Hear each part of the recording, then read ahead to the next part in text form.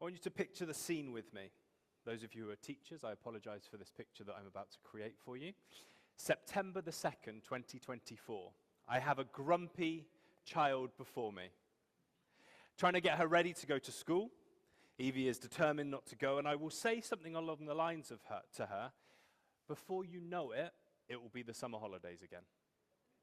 Before you know it, it will be the summer holidays again.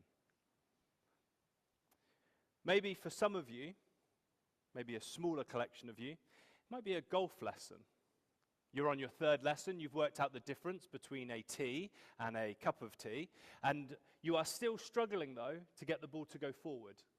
And the golf instructor says, you know what, if you keep practicing, eventually you'll be fine. You'll be able to get a par. It means you got the right score.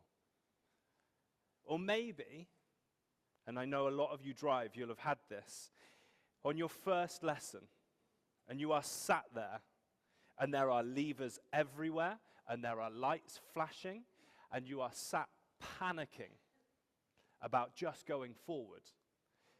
And a super helpful instructor says to you, one day, you won't even think about it. You'll just be driving across Wales, and you won't even realize you've checked all your mirrors, and you've indicated, and all of the other things that will come naturally to you. All these things that are in our future, but in the moment, incredibly difficult for us to see. I guarantee you on the 2nd of September, Eva will not be able to see the summer holidays of 2025. That will not be what she sees. But I will tell her they're coming, and they are coming. It's fascinating, isn't it, how often we have this idea of the end goal. No matter how much we see what we want that road trip, and we know there is potential to get to the road trip, but as we stall the car for the 14th time at the set of traffic lights outside Greg's and everyone's honking their horn at us, it seems just too far away for us to be able to grab hold of. We end up living our lives in this awareness of all the things that are just beyond the horizon, just beyond our view. We have the ideas of where we want to get to, what we want to achieve, but another failed job application leaves us wondering, are we stuck where we are? Is this all there will ever be for us? This morning we're going to consider a moment in the Exodus story.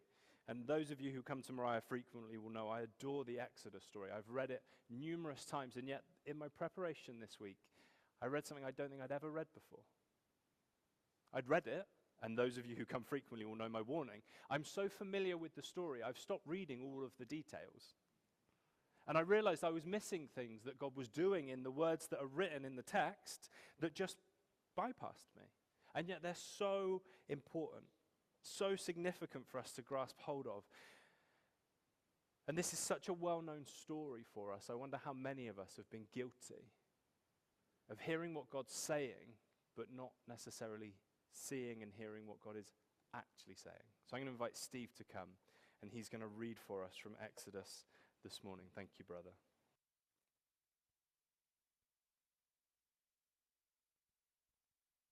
Moses and the burning bush.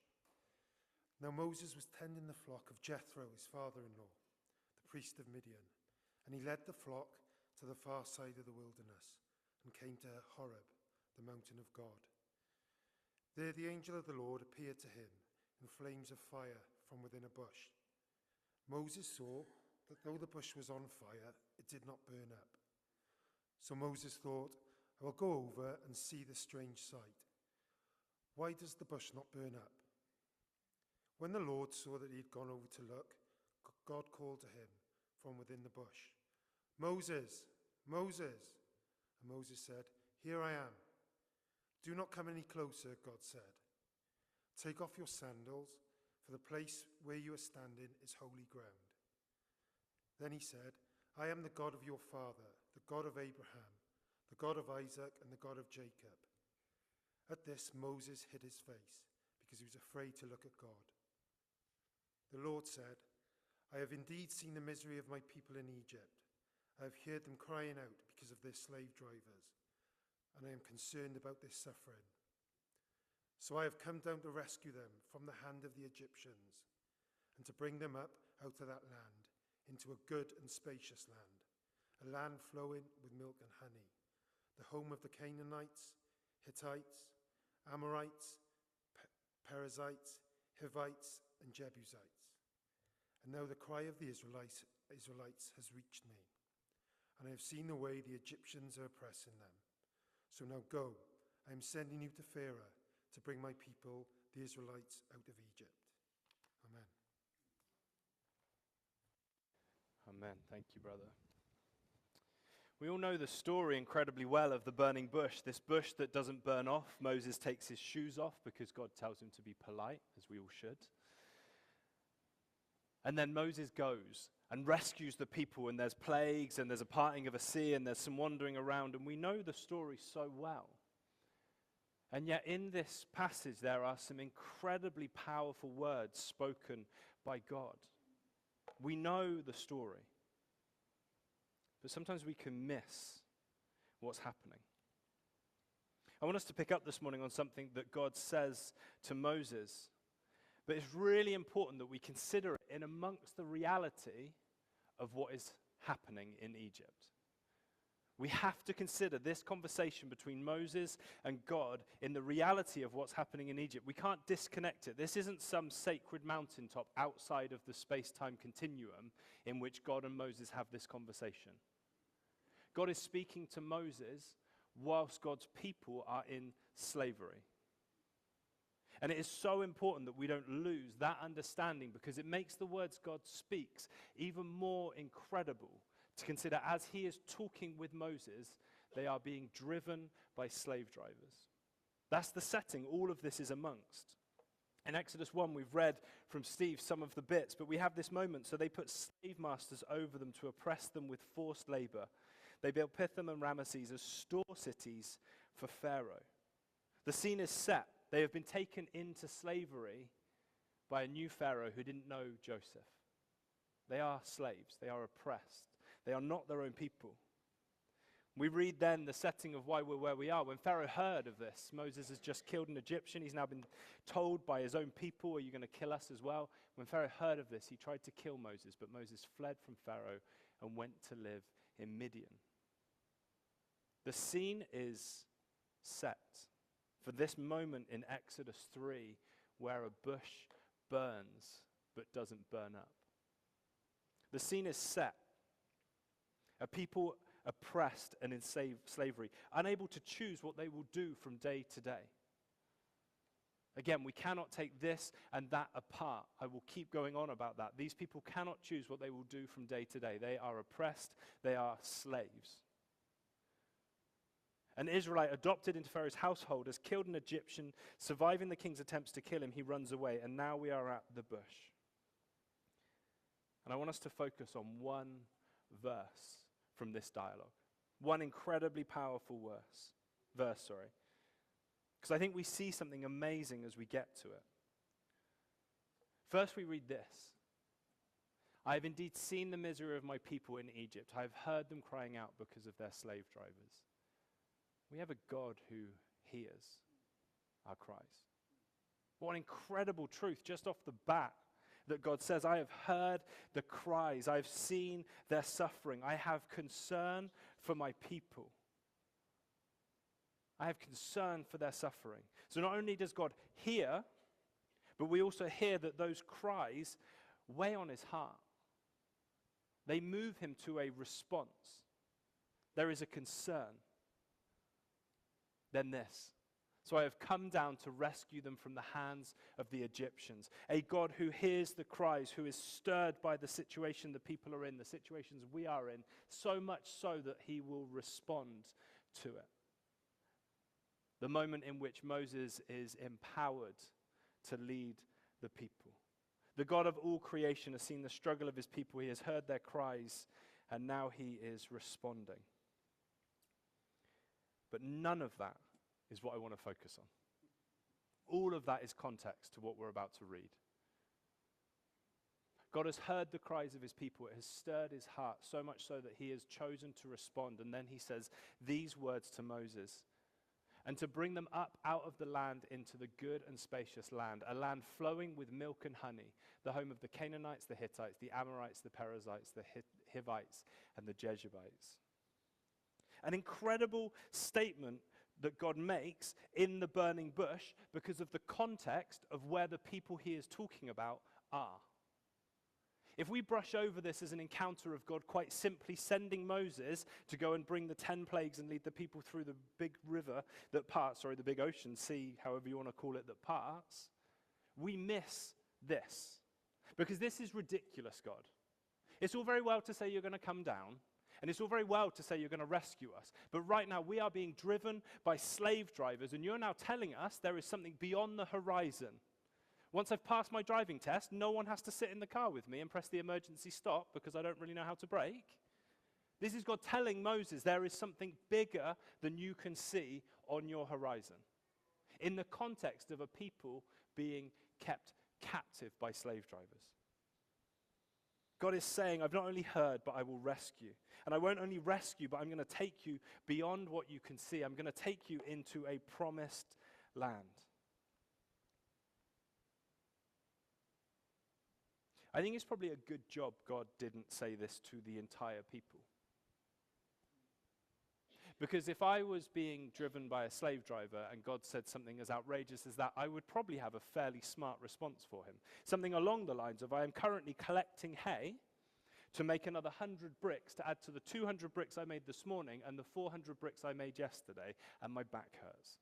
So it's lovely, God, that you've got this wonderful plan, but I cannot see how it's going to come about from the position I am in right now. So I think God was incredibly wise to give it to one person at the beginning. Because I would have found it very difficult in my current situation to believe the words that God had spoken. In fact, if we were to take this into our own lives, I wonder how many of us look at the challenges we face, the mountains laid out before us, and we wonder, where is God in this moment? Let alone in the moments that are to come. Where is he now? Is he even hearing what I am saying? Is he listening to the prayers that I am praying? Is there any way in which I can overcome the battles that are before me? Maybe for some of you, you've had words spoken over you. People pray stuff or prophesy over you when you were younger, and you cannot see in your current circumstances how that can ever come to fruition. Maybe you have dreams and aspirations, and you're sat there going, there is no way where I am now will ever aspire to that, God. This is who I think you created me to be, and yet there is so many things in the way. How could I possibly get beyond what I can see before me? And this is the moment that God speaks into. The moment he speaks into. Because I believe we see it here, we see it time and time again in the Bible. We have a God who is not held by our vision. He isn't held by the capacity we have to see before us. It's not how he works. So though I can see this far into the future, I may have some plans that go this far. I can see how I can work out that much of it. God is saying, I love your horizon, but I go beyond it. I see beyond what you see before you. For a people caught in slavery, God is not simply offering them freedom, which in and of itself is a fairly impressive thing to offer. He is offering them a promise that there is more to come. He is not simply saying, I will rescue you from Egypt and dump you in the wilderness, and that will be the rescue plan. He's giving them so much more. A new life, a new land with plenty, with abundance. But it raises a question for us, and this is the crux of this morning's message. It raises a question. Why, if they are the words that God spoke to Moses, and I believe they're the words that he speaks into our lives, are we so comfortable settling for less? Why? Why are we so comfortable settling for less? Please hear me, this is not a prosperity gospel. I do not need you to give me money. But why do we settle for less in simple ways in our lives when God is promising to a people held in captivity, slaves who cannot make decisions for themselves, as we see in the story play out? They are completely controlled by the puppet master that is Pharaoh. If he's giving this promise to them, why do we settle for less so often? It's all very well blaming God. And the people blame God a huge amount en route to the promised land. So if you have blamed God in the past, please go gently on yourselves. But they blame God a huge amount. But we so often settle for less than all God has for us. Because like the Israelites, we find the past an easier option. We find what we know an easier option, even when we know it's not good for us. It's the path of least resistance. Safe place, I understand it. We hear the people say, if only you had let us die in Egypt where our bellies were full. That's the baseline of their expectation of God in that moment. There is a promised land coming. There is more than you can possibly even begin to imagine ahead of you, and yet they are comfortable because they are hungry, a little bit peckish. God, I'd rather be a slave and full than where I am right now. Our willingness to return to the places that are comfortable is a concern because we don't like to wait. I won't ask for people to put their hands up, but I know enough of you to know you are exactly like me. We are impatient. I wonder how many of us pray our prayers, and as we open our eyes, we almost expect magical Disney-like dust to be falling as the answer just opens up before us, Lord, because I want it now. I don't want to wait. I want it now. And don't get me wrong, a younger generation is incredibly impatient, but I have seen enough of you older generation wanting to get to the chocolate biscuits before they are all gone to know all of us are impatient. So we look to God and we hear what he says, and then we say, God, I want it now. And God may not be doing it right now. So we go, you know what, God, I love you. I love what you have for me, but I'm probably going to try and navigate this my way. And we end up settling for less than he has because we begin to think that we can do it ourselves. I want it now. I want out of this situation. I don't want to fight this battle. Time and time again, the people complain to Moses about how much easier it would be to still be a slave in Egypt. What an incredible situation they find themselves in. God has said to Moses in the bush, I have heard, I am concerned for them, I love them, so I'm going to rescue them, and I'm going to take them somewhere better than this. They've seen, by the point they're in the wilderness, a huge amount of answers to what God's promised, and still they've decided it would be better to be back in Egypt. I wonder how many of us are impatient for what God has for us. Why do we settle for less than all God has for us? I want you to think this morning, why do you settle for less than all God has for you? Why? Maybe you're not impatient. Maybe that's not where you struggle. Because the other problem is that what we see here and what I see in my own life is an important thing to challenge. Sometimes we settle for less than all God has for us because we don't trust him enough. A distinct lack of trust on our behalf for all the things that God has promised for us. Listen again to what God says to Moses. And to bring them up out of that land into a good and spacious land, a land flowing with milk and honey, the home of the Canaanites, the Hittites, the Amorites, the Perizzites, the Hivites, and the Jebusites. God, I really love what you're saying to me. And I really love the idea of not being a slave. But I can't help but notice that where you're going to send us has some people there already. And some of them are quite aggressive. And I'm not convinced, God, despite the fact that I've watched 10 Plagues, the Sea Part, and all the other stuff you've been doing, I'm not convinced that you are going to be able to overcome the people that are already in the land. So could we have a plan B? It seems ridiculous to say, but God is so upfront with the people. I think this is absolutely incredible how upfront he is with the people. Just so you know, this is how good the place is. It's so good, people are already there. We're going to have to navigate that together. Do I trust him enough to believe that he will overcome the challenges that are before me? Because the problem with trust is it blurs very easily into, and I don't want to, please, I'm not talking to anyone directly. If this is you, then you'll just know. But trust and laziness seem to go hand in hand. Because I can find a lack of trust in God plays into a laziness that's naturally built within me. Naturally built within me. Because I look at the things that are in front of me, and I look at the Canaanites and the Hittites and the Amorites and the Perizzites and the Hivites and the Jebusites, and you know what, God, if I'm honest, maybe less is more. Because that seems like a lot of work. And actually, it would just be easier if I could just go back where they fed me. Like, it was laborsome and my back hurt, but this seems like a lot, God, and I'm not convinced that you're going to be able to manage it all, and it seems like a lot on my behalf. I'm very comfortable saying that because I have heard on numerous occasions, and I'm guilty of saying it myself, this line: I could never do that. I could never do what you do.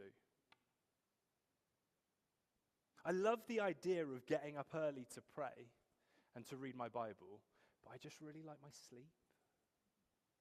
I couldn't do what you do.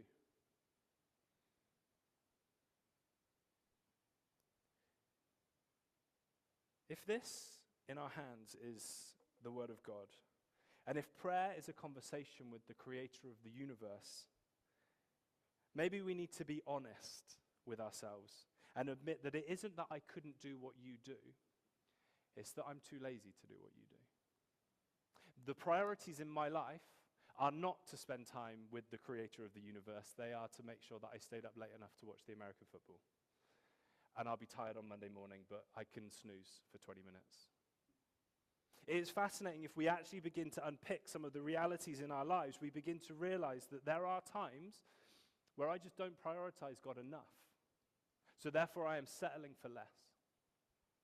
I'm willing to settle for less with everything God has for me because I am just going to be a little bit lazy.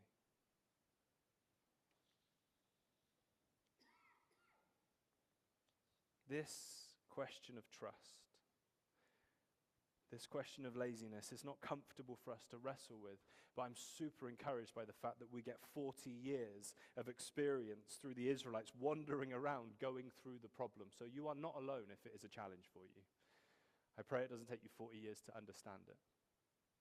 But God is so determined that when these people arrive at the promised land, they will understand everything he has for them, that he just takes them round and round and round until they understand who he is and all that he has for them. Why do we so often settle for less than all God has for us?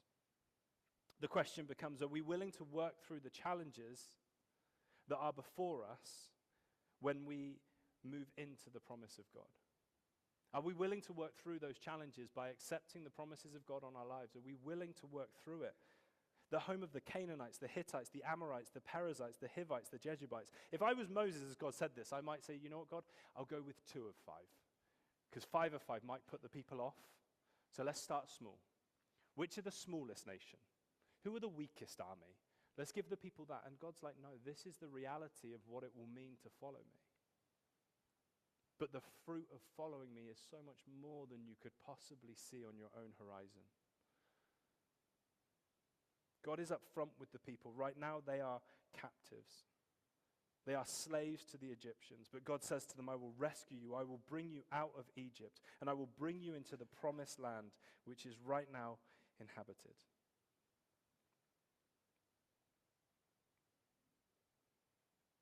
Are you up for the battles that are ahead if you choose to walk in the path that God has for you? Because they will come. God is completely upfront about that. To walk his path, to take this narrow route that he offers us, will come up against challenges. Are we willing to be challenged, to step up towards them? Or the truth is, are we willing to settle for less? Because the idea of ending that relationship or giving up that habit or quitting that job is just too much. God, I hear what you're promising me, but I'm not sure I trust you to overcome this battle. Because if I do that, and you don't turn up, God, I'm going to be really lonely. Or I'm not going to be able to pay my mortgage. So what I'm going to do is I'm just going to do my thing, and if you can organize your thing, and when the time's right, we'll bring them together. God's not offering that to the people. God's saying, trust me. God says in numerous other passages in Exodus, follow me. Words that Jesus would echo to his disciples. Are we willing to follow him and trust him? To put down our agendas and our issues and our laziness? Are we willing to say, you know what, God, there is more than I can see, and I trust you have that for me? The land has some challenges to overcome. So do you trust God can overcome them? Do you trust God will fulfill the promises that he's made to you? Do you? Genuinely. Not Sunday morning answers when we're all in chapel and the pastor's looking, so you're kind of giving me that like semi-nod tomorrow morning, when the reality of life hits, do we trust God is good on his word? I wonder if you're sat there now, what the Canaanites in your way are to all that God has promised you. What do they represent for you? What's the sacrifice that the Perizzites could be aligned with in your life? These are very real people that God talks to Moses about and says there will be some challenges ahead, but we can overcome them. We can work around this together. Are we willing to trust God? I want you to ask yourself, honestly, not for me to see a response on your face or anything, but I want you to ask yourself, do I trust God? Because it's easy on a Sunday morning when I'm surrounded by other Christians, but I'm talking about on those difficult days, on those days when things are working against you, on those hard moments when that relationship breaks down, when that source of affirmation is a bad place. Do I trust God? That there is more than I can see ahead of me.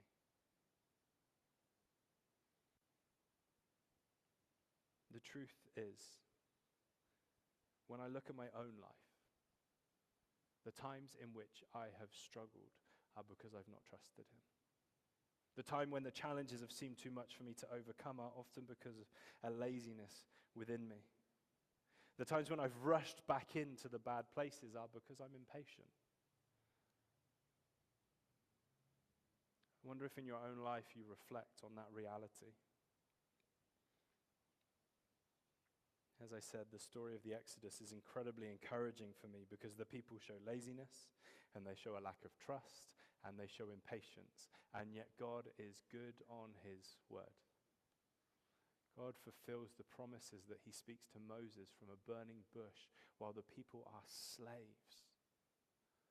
And yet a generation will grow up in a land that flows with milk and with honey, a spacious and good land. So right now, I don't know what the realities you face are. I don't know what the mountains are. I don't know what the obstacles are. But the question that God is asking is, will you trust me?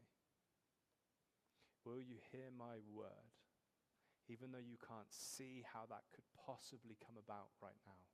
Will you trust me? Because we see in this passage from within the burning bush, God promised that he has heard the cries of his people. And he humbles himself enough to say, I have been stirred to concern for their well-being. So much so that I'm going to rescue them. And not just rescue them, but I'm going to deliver these people that I love, my people, into a land that I am promising them, a land that is beyond what they could ever imagine as they are driven by the Egyptians to make more bricks. As I said, not a prosperity message because things get worse before they get better. Pharaoh doesn't like the promised land idea, and the people are demanded to make more bricks and be treated harsher. The challenges will come. God makes this promise to the people, and I do believe they are words for us to hear today because he is still a God who hears you. I believe that completely. A God who hears the prayers that you pray out loud and you pray in your heart. The prayers of joy and the prayers of despair. He is a God who rescues. We have testimonies of that coming up at the baptism. A God who can see beyond the horizon of our vision the things that he has for us. For all of the ambition you have, I promise that God is more ambitious for your life than you are. So do we trust him to take us to the places he has planned for us?